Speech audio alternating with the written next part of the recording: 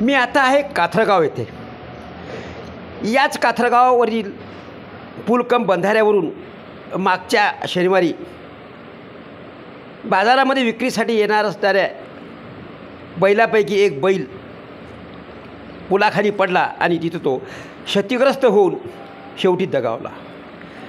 या कामाला त्यावेळेस सुरुवात झाली नव्हती, पण आता या पुलाच्या कठड्यावर कठडे लावण्यासाठी म्हणून सार्वजनिक बांधकाम विभागाने सुरुवात केलेली आहे। एकंदरीत जो प्रकार झाला याला त्यावेळेस जर कठडे असते तर निश्चितच तो बैल दगावला असता आणि संबंधित शेतकऱ्याचे 50 ते 60 हजाराचे नुकसान टळले असते। काम कधीपासून सुरू झालं?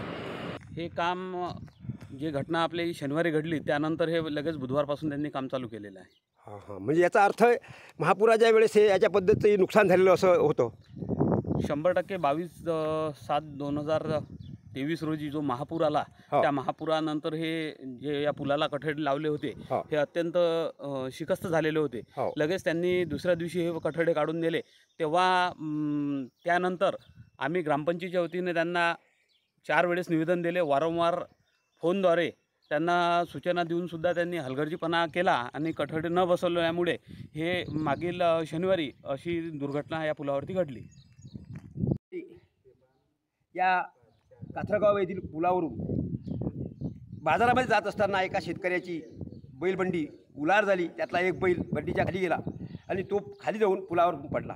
पुलावरून पडल्याबरोबर तो अत्यंत क्षतिग्रस्त झाल्यामुळे तिथंच तो दगावल्याची परिस्थिती निर्माण झाली आणि संबंधित शेतकऱ्यांनी त्यानंतर सार्वजनिक बांधकाम विभागाच्या अधिकाऱ्याच्या लक्षात ही बाब आणून दिली।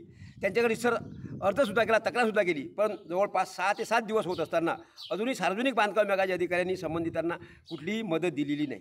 वास्तविक सार्वजनिक बांधकाम विभागाच्या अत्यंत हलगर्जीपणामुळेच हा इथला अपघात झाला हे म्हणजे हेच याच्यावर सिद्ध झालेलं आहे।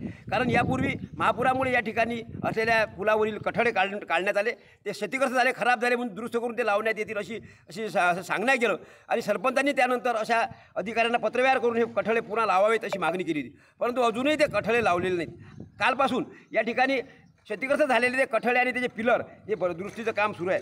यावरून हे स्पष्ट होते की याच्यामध्ये सार्वजनिक बांधकाम विभागाची दिरंगाई ही दिसून आलेली आहे आणि केवळ सार्वजनिक बांधकाम विभागाच्या दिरंगाईमुळेच संबंधित शेतकऱ्याचं 50,000 जवळपास नुकसान झालं आहे आणि त्याचा बैल तिथं क्षतिग्रस्त झालेला आहे।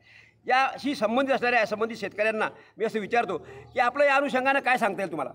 नमस्कार साहेब, मी काकोळा येथील रहिवासी असून माझे नाव राजेंद्र जगन्नाथ कौलकार। मी काकोळा येथे राहतो। मी गेल्या शनिवारी वरोड बकाल येथे गुरांचा बाजार आहे त्या बाजारात जाण्याकरता घरून काथरगाववरून वरोड बकालला जात असताना येथील काथरगाव येथील पुलावरून माझे बैल बंडीला जुंपलेले होते। तिथून एक अज्ञात व्यक्ती आला, त्याच्यामुळे बैल थोडासा घाबरून त्याचा पुलावरून खाली तोल गेला।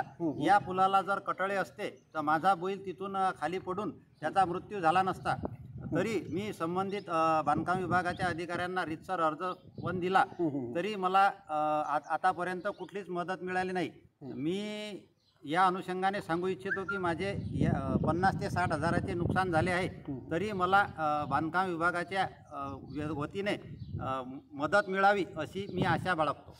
निश्चितच संबंधित विभागाच्या हलगर्जीपणामुळे झालेला हा या संबंधित शेतकऱ्याचं 50,000 नुकसान आहे, त्यामुळे याची नुकसान भरपाई सार्वजनिक बांधकामाच्या अधिकाऱ्यांनी करावी अशी मागणी या निमित्तानं पुढे येत आहे। कॅमेरामन गणेशसह प्रल्हाद दातार, साक्षीदार न्यूज, काथरगाव, संग्रामपूर।